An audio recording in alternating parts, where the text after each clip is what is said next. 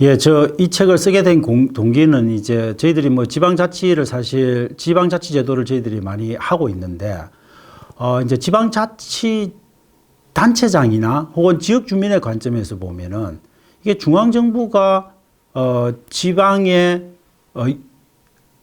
통제하고 관리하려고 하는 그런 경향이 너무도 강한 겁니다.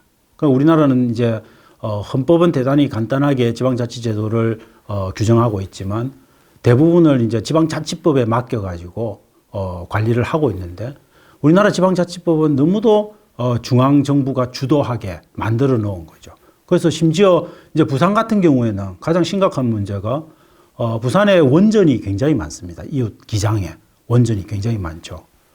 그래서 지역 주민들이 그 원전을 대단히 불안해 여깁니다. 그리고 그 원전이 많은 또 사고도 일으키고 여러 가지 원전과 관련된 부패들도 많고, 그래서 이 원전이 언제 말썽을 부리나 이런 고민들을 굉장히 많이 하고 있고, 그래서 좀 오래된 원전은 폐쇄하라고 요구를 좀 해왔고, 근데 문제는 지금 현재 원자력 안전관리법이나 이런 법에 따르자면은 부산시장이 원전 사고가 났을 때 주민들을 긴급 대피시킬 수 있는 권한이 없습니다. 그리고 원전을 관리하는 문제에 대해서 지방자치단체장이 이렇게 해달라 저렇게 해달라 요구할 수 있는 권한도 전혀 없습니다. 모든 권한은 원자력안전위원회가 다 장악하고 있는 거죠. 지역 주민들 입장에서는 내 삶을 보살피는 시장이 가장 긴급한 시기에 뭔가 중요한 결정을 해줘야 되는데 결정을 할 수 없는 권한이 없어서 결정을 할 수 없다면 굉장히 심각한 문제가 있다는 거죠. 그리고 이제 부산에 사는 이제 그런 지방자치단체, 기초지방자치단체장들 중에서 구청장님들 이야기를 들어보면 심지어 이 팬데믹 상황에서 지방의 어떤 중소자영업자들이 너무도 힘들게 살리니까 좀 잠시라도 불법 주정차를 할 수 있는 좀 여유를 주자. 그래서 이제 중소상공인 연합회의 어떤 그런 민원을 받아서 한 30분에서 1시간 정도 깨구리 주차를 할 수 있는 권한을 주려고 합니다. 근데 못 줍니다. 왜냐하면 그런 권한이 구청장들에게 없는 겁니다. 지역 주민의 가장 가까운 데서 지역 주민의 삶을 보살피고 있는 그런 기초자치단체장들이 뭔가를 할 수 없는 상황. 이건 심각한 거죠. 그래서 저는 이제 그런 문제들을 보면서 이래서는 안 된다. 근본적으로 뭔가 주민자치와 그다음에 지방자치를 제대로 하기 위해서는 지역 스스로가 나의 권리가 뭐냐 이걸 좀 제대로 알고 그 권리를 중앙정부에 당당하게 좀 요구해야 된다. 그러기 위해서는 뭔가 우리가 역습에 가깝고 반란에 가까운 그런 아이디어를 갖고 중앙정부를 압박을 해야 되겠다. 그럼 뭐냐?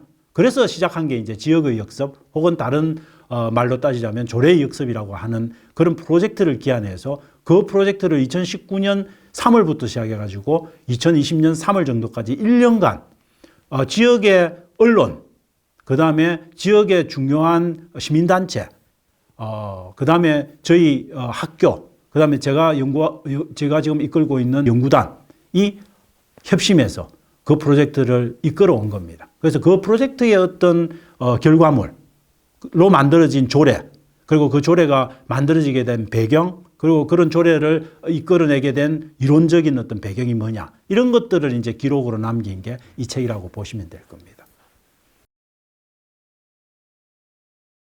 이 책은 기본적으로 대단히 실용적인 관점에서 쓰여진 책입니다. 그래서 이건 학술적인 차원에서 접근하는 대단히 조금 딱딱한 이론서는 아니고요.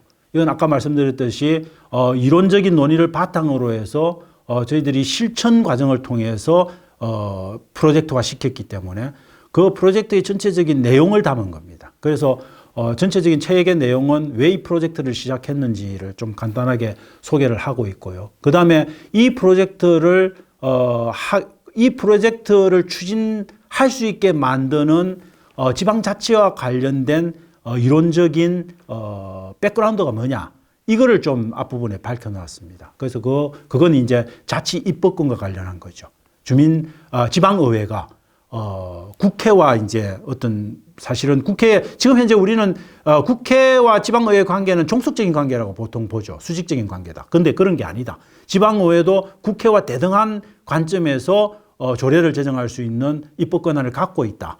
뭐 이런 그런 입법 권한이 한계가 있긴 하지만 전체적인 국가의 틀을 유지해야 되기 때문에 법률의 어떤 범위 안에서 움직여야 되는 한계는 있긴 하지만 그럼에도 불구하고 어떤 영역은 지방의회가 좀 더 전향적으로 공격적으로 입법을 해도 된다라고 하는 것들을 헌법학자들의 견해 속에서 좀 찾아내서 여기에 좀 담고 있습니다. 특히 이제 부산대 법학전문대학원의 김혜원 교수님 같은 분이 그런 주장을 굉장히 강하게 펼치고 있는데 김혜원 교수님 같은 분을 이제 저희 자문 교수로 영입을 하고 해가지고 그런 이론적인 백그라운드를 담아서 그걸 좀 앞부분에 담아놨고요. 그 다음부터는 이제 각 단계, 그러니까 처음에 시작 단계와 그다음 그걸 추진해 나가는 단계, 그래서 의제를 찾아 나가는 단계, 그다음에 그 의제를 통해서 실제로 조례로 입법화하는 단계, 이 조례를 입법화하는 단계를 어떻게 거쳐왔는지 그 모든 과정들을 세세하게 녹취록과 함께 다 이 내용에 담아놨습니다. 그래서 전체적으로 이 과정은 1년간 지속된 과정이기 때문에 1년간 엄청나게 많은 회의들을 했습니다. 그래서 내부 전문가, 외부 전문가 토론회, 그 다음에 시민공청회도 또 했었고요. 그 다음에 자체 형성된 한 10명 내외의 어떤 전문가 그룹들이 거의 10여 차례에 걸쳐서 해왔던 간담회의 내용, 뭐 이런 것들을 상세하게 다 내용에 담아뒀습니다. 그리고 부록 부분에는 이제 저희들이 이 기록이 좀 더 생생하게 좀 앞으로 연구하는 학자들에게 전달되기를 원해서 녹취록을 다, 모든 회의록의 녹취록들을 부록의 형태로 녹취를 풀어서 담아놓은 부분들이 있죠. 그렇게 되어 있습니다. 구성이.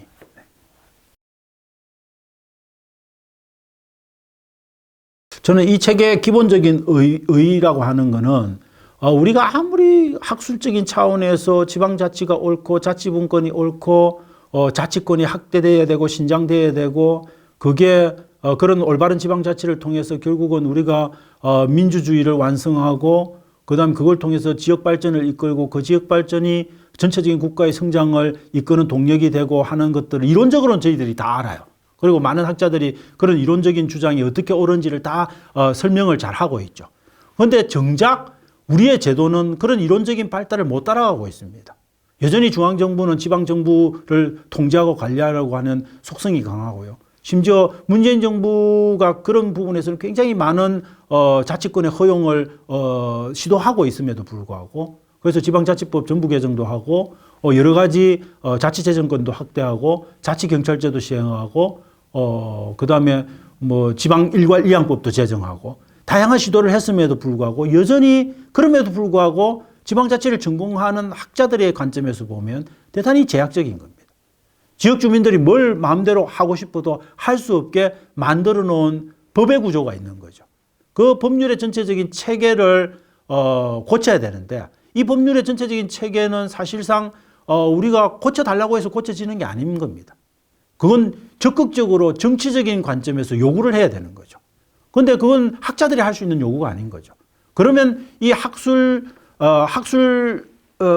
전문가들하고 학자들하고 그 다음에 실질적으로 지방분권 운동이나 지방자치나 주민자치 운동을 하는 시민사회하고 결합이 되어서 그걸 현실적인 정책적 요구로 중앙정부에 요구를 해야 되는 거죠.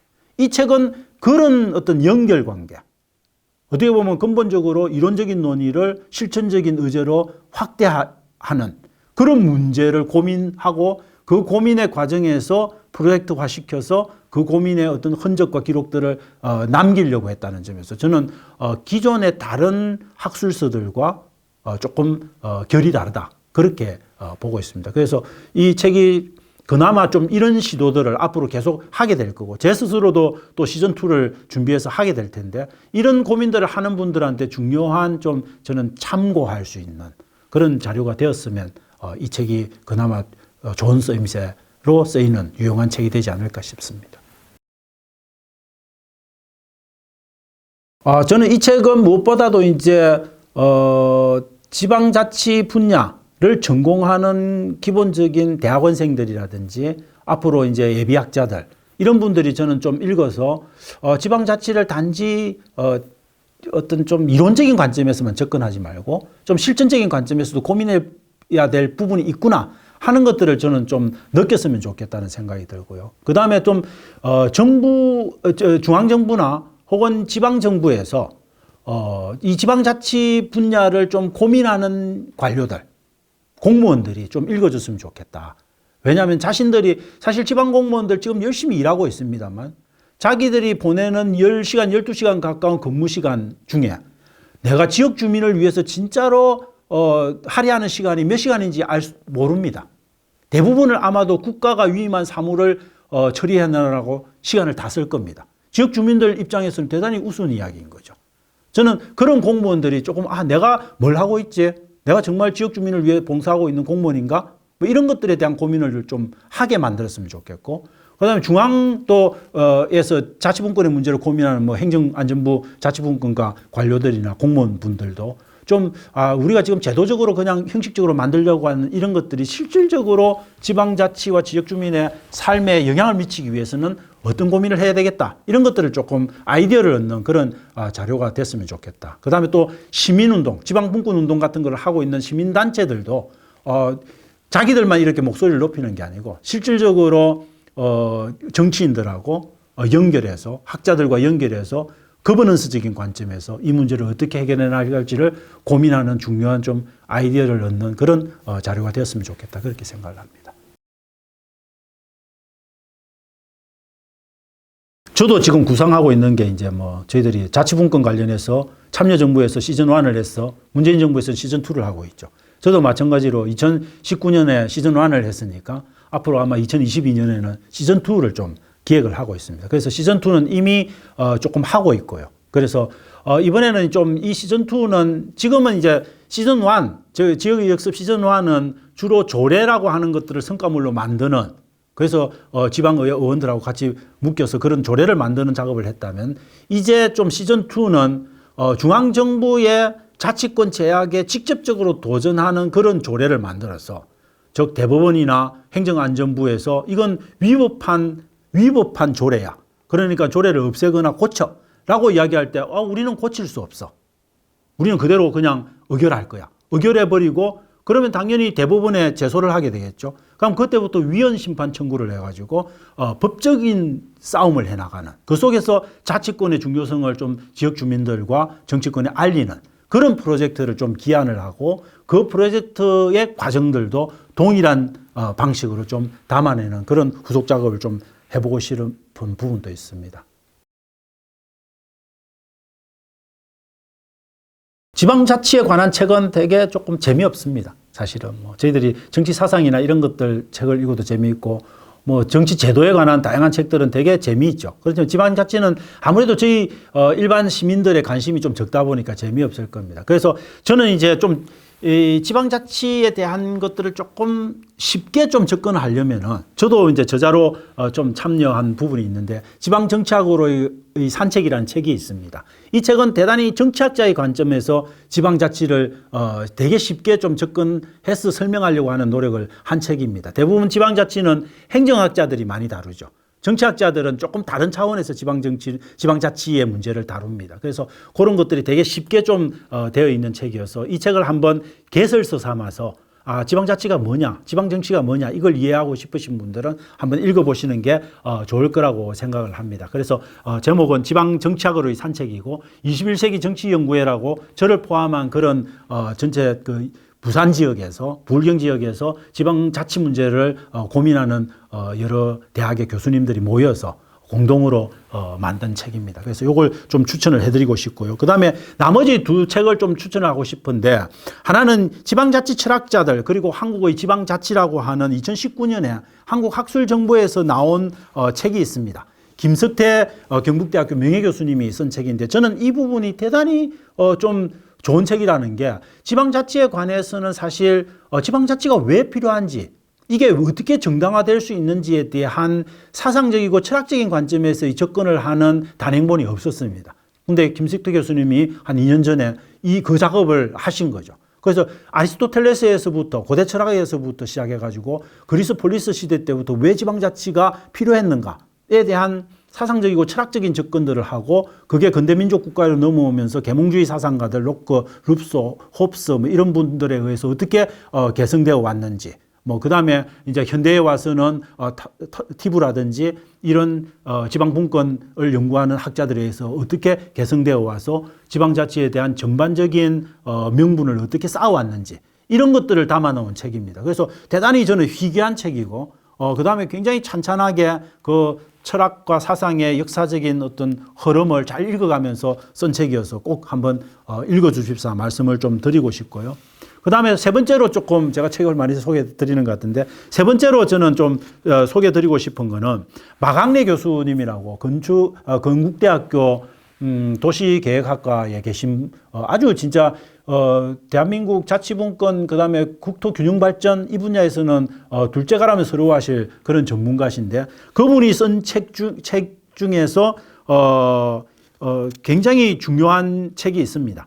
이 책 이름은 대단히 역설적인데 지방분권이 지방을 망친다. 그리고 그 부제로는 지방분권의 함정, 균형발전의 역설 이렇게 되게 흥미로운 타이틀을 뽑으셨어요. 이게 2018년에 개마고원이라고 하는 출판사에서 나온 책인데 이건 저희들이 지금 갖고 있는 지방자치에 대한 조금 뭡니까 새로운 아이디어 이런 것들을 굉장히 많이 담고 있습니다. 저도 마강래 교수님이 주장하고 있는 이 책의 주장 내용을 대단히 동감하는데 이분이 주장하고 있는 바는 책을 통해서 주장하고 있는 바는 우리나라 지금 상태에서 우리나라의 주민자치와 자치분권을 확장할 수 있는 엄청난 제도적인 개혁을 한다 한들 우리나라는 제대로 그런 지방분권과 주민자치를 확장하려는 시도가 제대로 먹힐 수 없다. 즉 그게 제대로 된 지역 주민의 삶의 질을 개선하는 성과로 이어지기 어렵다. 왜냐하면 우리나라는 균형 발전, 수도권과 비수도권의 격차가 너무 크게 벌어져 있고 그다음 비수도권 안에서도 도시지역과 농촌지역의 차이들이 너무 벌어져 있기 때문에 그런 상태에서 야 마음대로 알아서 살아봐 라고 하면 아무것도 가진 것 없는 뭐 전남의 어떤 시골 마을이나 이런 데서는 마음대로 알아서 해봤자 할 게 없는 거죠. 그러면 오히려 그런 지역들은 자치분권을 강화하면 할수록 오히려 망한다. 그래서 먼저 해야 되는 거는 골고루 잘 살 수 있게 먼저 해놓고 물론 완전한 차이를 극복하기는 어렵죠. 그렇지만 어느 정도 차이를 줄여놓고 거기에다가 지방분권하고 주민자치를 입혀야 된다라고 하는 주장을 하고 계세요.